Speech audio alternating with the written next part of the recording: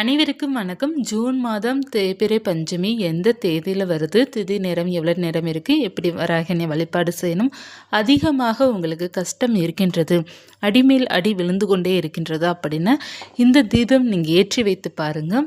உங்களுடைய கஷ்டங்கள் அனைத்துமே தீரும். ரொம்ப எளிமையான வழிபாடு தான், ஆனால் நல்ல பலன் கிடைக்கக்கூடிய வழிபாடாக இருக்கும் வராகினை வழிபாடு. வராகியம்மனுக்கு உகந்த அந்த பஞ்சமி திதியை நீங்கள் மிஸ் பண்ணாமல் தொடர்ந்து மாதம் வருகின்ற தேய்பிறை பஞ்சமி என்று நீங்கள் வழிபாடு செய்யும்போது கவலைகள் தீரும், பிரச்சனைகளும் முற்றிலுமாக தீரும், கொஞ்சம் கொஞ்சமாக உங்களுக்கு சரியாகும், நல்ல மாற்றங்கள் உங்களுக்கு கிடைக்கும். ரொம்ப எளிமையான வழிபாடு தான். அந்த வழிபாட்டிற்கு அவ்வளோ பவர் இருக்குது. நம்ம தேய்பிறை பஞ்சமினாலே பொதுவாக எந்தெந்த தீபம் நம்ம ஏற்றி வைத்து வழிபாடு செய்வது ரொம்ப விசேஷமாக இருக்கும் அப்படின்னா, இப்போ நிறைய பேர் தேங்காய் தீபம் ஏற்றுபவர்களும் இருக்கிறாங்க, நிறைய பேர் தேங்காய் தீபம் ஏற்றாதவர்களும் இருக்கிறாங்க. இப்போ தேங்காய் தீபம் ஏற்றுபவர்களாக நீங்கள் இருக்கிறீங்க அப்படின்னா, தேங்காய் தீபம் ஏற்றினாலும் கஷ்டங்கள் தீரும், பிரச்சனைகள் தீரும்.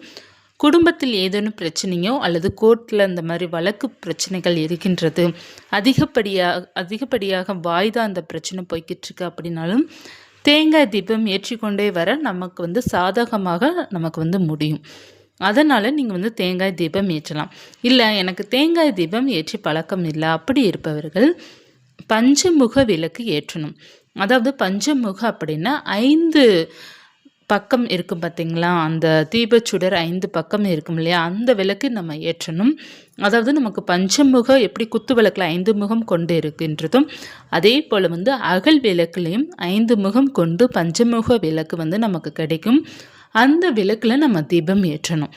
நம்ம தனித்தனியாக ஒவ்வொரு அகல் விளக்கு நம்ம ஏற்றுவது சிறப்பாக இருந்தாலும் அந்த பஞ்சமுக விளக்கில் நம்ம ஏற்றுவது ரொம்ப விசேஷமாக இருக்கும். பஞ்சமுக விளக்கு எடுத்து அதில் நல்லெண்ணெய் விட்டுக்கலாம், நெய் விட்டுக்கலாம். நல்லெண்ணெய் விட்டு பஞ்சு திரி போட்டு தான் நீங்கள் தீபம் ஏற்றணும். நிறைய பேர் நூல் திரி பயன்படுத்துவீங்க, பஞ்சு திரியில் ஏற்றுவது ரொம்ப விசேஷமாக இருக்கும். அந்த பஞ்சமுக விளக்கில் ஏற்றி வைத்துட்டு ஒரு தேங்காய் உடச்சி வச்சு வழிபாடு செய்யுங்க. இப்போ தேங்காய் தீபம் ஏற்றுபவர்கள் பிரச்சனை இல்லை, தேங்காய் தீபம் ஏற்றாதவர்கள் ஒரு தேங்காய் உடச்சி வச்சு வெற்றிலை பாக்கு வாழைப்பழம் வைத்து வராகினை வழிபாடு செய்யுங்க. இப்போ வராகிமனுடைய படமோ சிலையோ இருக்குது அப்படின்னா அதற்கு முன்னாடி இந்த தீபம் ஏற்றி வைத்து வழிபாடு செய்யலாம். இப்போ படம் சிலை இல்லாதவர்கள் பஞ்சமுக விளக்கு ஏற்றி வைத்து தேங்காய் பழம் வாழைப்பழம் அப்புறம் நீங்கள் வெற்றிலை பாக்கு அதற்கு மேலே 1 ரூபாய் நாணயம் வைத்து வழிபாடு செய்து பாருங்கள். உங்கள் கவலைகள் அனைத்துமே முற்றிலுமாக தீரும், நல்ல மாற்றங்கள் இருக்கும், செல்வாக்கும் நமக்கு நல்லா இருக்கும். வளமான வாழ்க்கையை கொடுக்கக்கூடியவள் தான் வராகி எண்ணெய். நமக்கு அந்த பிரச்சனை சரியாகும். அடுத்ததாக ரொம்ப முக்கியம், இல்லை எனக்கு இந்த விளக்கு நான் ஏற்றி வைத்துட்டேன், இன்னமும் எனக்கு கஷ்டம் மேல் கஷ்டம்தான் இருக்குது அப்படின்னா வெர்லி மஞ்சள் நீங்கள் எடுத்துக்கோங்க. 9, 5, 21, 27 இந்த மாதிரி ஒற்றைப்படை எண்ணிக்கையில் நம்ம எடுத்துக்கிடணும். எடுத்துட்டு நீங்களே உங்கள் கையால் மாலையை தொடுத்துக்கோங்க. அதாவது வெர்லி மஞ்சள் மாலை கட்டுங்க.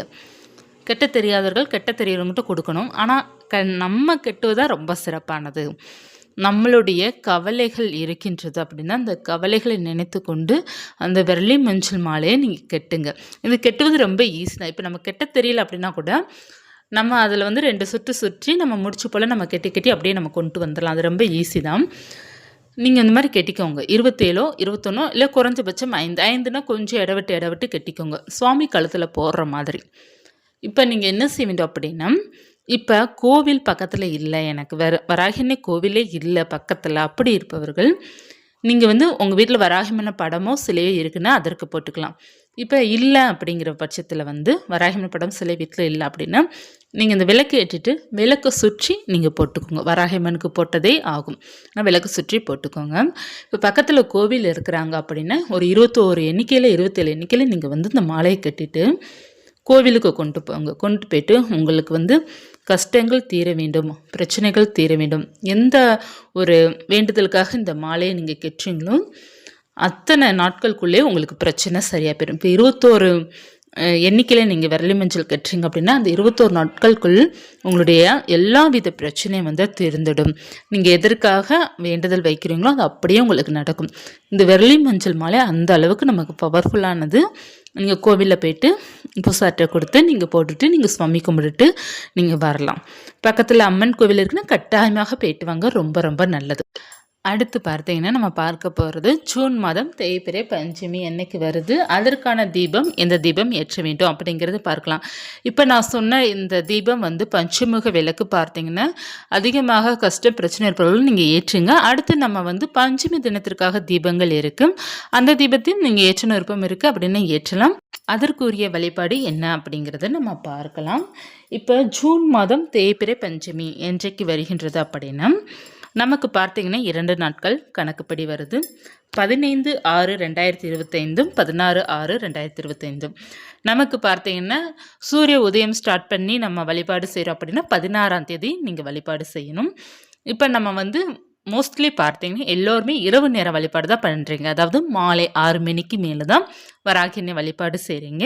அந்த பஞ்சமி தேதி உங்களுக்கு வேண்டும் அப்படின்னா நீங்கள் 15ஆம் தேதியை வழிபாடு செய்யணும்.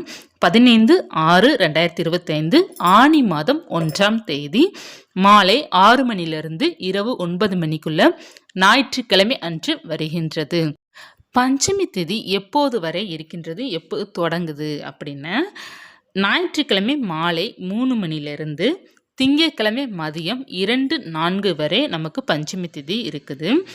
ஞாயிற்றுக்கிழமை அதாவது 15ஆம் தேதி ஆனி 1ஆம் தேதி மாலை 6 மணிலிருந்து இரவு 8:30 வரை அல்லது 9 மணி வரை நீங்கள் பூஜை செய்துக்கிடணும். அடுத்து திங்கட்கிழமை காலை நீங்கள் பிரம்ம முகூர்த்த நேரத்தில் வழிபாடு செய்து கொள்ளலாம். காலை ஒரு 9 to 10 மணிக்குள்ளே காலை நேரத்தில் நீங்கள் பஞ்சமி வழிபாடு செய்யலாம்.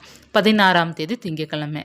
இல்லை எனக்கு வந்து ஞாயிற்றுக்கிழமை வழிபாடு செய்வதற்கு எனக்கு தோது இல்லை அப்படி இருப்பவர்கள், ஆனால் நான் மாலை நேரம் தான் வழிபாடு செய்வேன், எனக்கு மாலை நேரம் தான் ரொம்ப பிடிக்கும் அப்படி இருப்பவர்கள் நீங்கள் என்ன செய்ய வேண்டும் அப்படின்னா திங்கட்கிழமை காலையிலே வராகியம்மனுக்கு ஒரு தீபத்தை ஏற்றி வைத்துட்டு அவர்களை நினைத்து பிரார்த்தனை பண்ணிவிட்டு மாலை நேரம் நீங்கள் சிறப்பாக பூஜை பண்ணிக்கோங்க.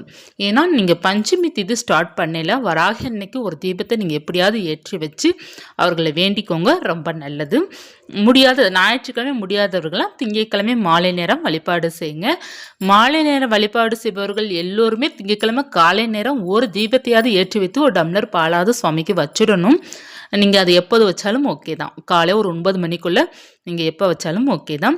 அந்த நேரத்தில் வச்சுட்டு நீங்கள் சுவாமியை வந்து கும்பிட்டுட்டு அடுத்து மாலை நேரம் உங்களுக்கு ஏற்ற போல் சிறப்பாக வழிபாடு செய்துக்கோங்க. ஞாயிற்றுக்கிழமை முடியாத பட்சத்தில் மட்டும் நான் சொல்கிறேன். இப்போது ஞாயிற்றுக்கிழமை வழிபாடு செய்பவர்கள் எந்த தீபம் ஏற்ற வேண்டும்? மாலை நேரம் ஏற்றும்போது கோதுமை தீபம் தான் ஏற்றணும். ஏன்னா கோதுமை தீபம் அந்த அளவுக்கு மிகவும் சிறப்பானதாக இருக்கும். ஞாயிற்றுக்கிழமை மாலை கட்டாயமான முறையில் இந்த தீபத்தை நீங்கள் ஏற்றணும். எதற்காக அப்படி என்றால் ஞாயிற்றுக்கிழமை சூரிய பகவானுக்கு உரியது. இந்த நாளன்று வராகினை வழிபாடு செய்யும்போது கோதுமை தீபம் ஏற்றி வைத்து வழிபாடு செய்யும்போது வேலையில் இருக்கிற பிரச்சனைகள் முற்றிலுமாக தீரும், நல்ல வேலை கிடைக்கும், தொழிலும் நல்லா இருக்கும். ஒரு வீட்டில் வந்து அப்பா மகனுக்கெல்லாம் பிரச்சனை இருக்குது அப்படின்னா கூட நம்ம கோதுமை தீபம் ஏற்றும்போது அது சரியாகும். சிவப்பு திரி போட்டு நம்ம தீபம் ஏற்றுவது ரொம்ப நல்லது. அதனால் கோதுமை தீபம் ஏற்றலாம். இப்போ கோதுமை தீபம் ஏற்றலை அப்படின்னா நீங்கள் என்ன செய்யணும் அப்படின்னா சப்பாத்தி, பூரி, கோதுமை அடை அந்த மாதிரி பண்ணுவோம் பார்த்தீங்களா, அடை தோசை மாதிரி பண்ணுவோம் இல்லையா, அந்த மாதிரி நெய்வேத்தியம் ஏதாவது ஒன்று கோதுமையில் பண்ணிக்கோங்க. இல்லை கோதுமையில் பலகாரம் பண்ணுற மாதிரி உங்களுக்கு தெரியும் அப்படின்னா கூட நம்ம கோதுமையில ஏதாவது ஒரு பலகாரம் பண்ணிக்கிடலாம். கோதுமை மாவில் பண்ணலாம், இல்லை கோதுமையில ஏதாவது கஞ்சி மாதிரி கூட பண்ணுவாங்க. நிறைய பலகாரம் இருக்கு இல்லையா, அதே மாதிரி ஒன்று நீங்கள் தீபமாக ஏற்றிக்கலாம் அல்லது நெய்வேத்தியம் ஏதேனும் ஒன்று நீங்கள் வைத்து வழிபாடு செய்யணும். கோதுமை சம்மந்தப்பட்டது இந்த ஞாயிற்றுக்கிழமை வழிபாடு செய்யும்போது இருக்கிறது ரொம்ப ரொம்ப நமக்கு நல்லது. அதனால் நீங்கள் அது மாதிரி ஏதாவது ஒன்று உங்களால் முடிந்த அளவுக்கு ப்ரிப்பேர் பண்ணிக்கோங்க.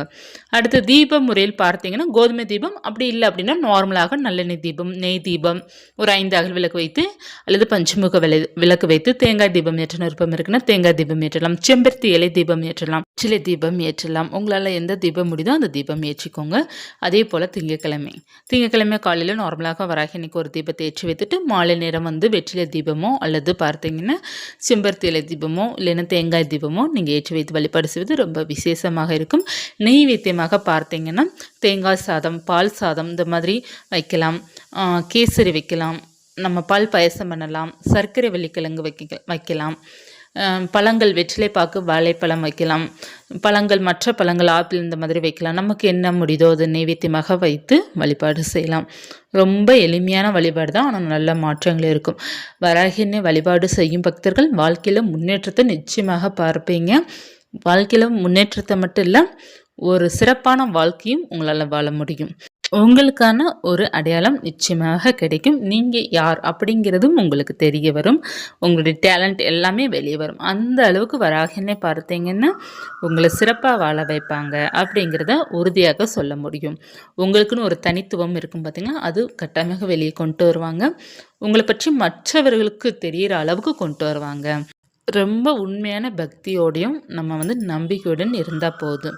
நம்ம இப்படி பூஜை பண்ணணும், அப்படி பூஜை பண்ணணும், இவ்வளோ பண்ணணும் அப்படிங்கிறதெல்லாம் இல்லை. நம்ம மனதார சிம்பிளாக எளிமையாக வராகின நாமத்தை சொல்லி மனசுக்குள்ளே நம்ம வழிபாடு செஞ்சாலும் அதற்கு அவ்வளோ பவர் இருக்குது. தீபம் ஏற்ற முடியல அப்படின்னா கூட நீங்கள் மனசில் வராகியம்மனுடைய நாமத்தை நினச்சிட்டு வராகியனை பிரார்த்தனை பண்ணாலே போதும், அன்னையோட அருள் பரிபூர்ணமாக கிடைக்கும். இந்த பதிவு உங்களுக்கு பயனுள்ளதாக இருக்கும்னு நினைக்கிறேன். இருந்தால் லைக் பண்ணிக்கோங்க. இது போன்ற வராகியம்மன் பற்றிய தகவல் தெரிந்து கொள்ளணும் அப்படின்னா சேனலை சப்ஸ்கிரைப் பண்ணி வச்சுக்கோங்க. நன்றி.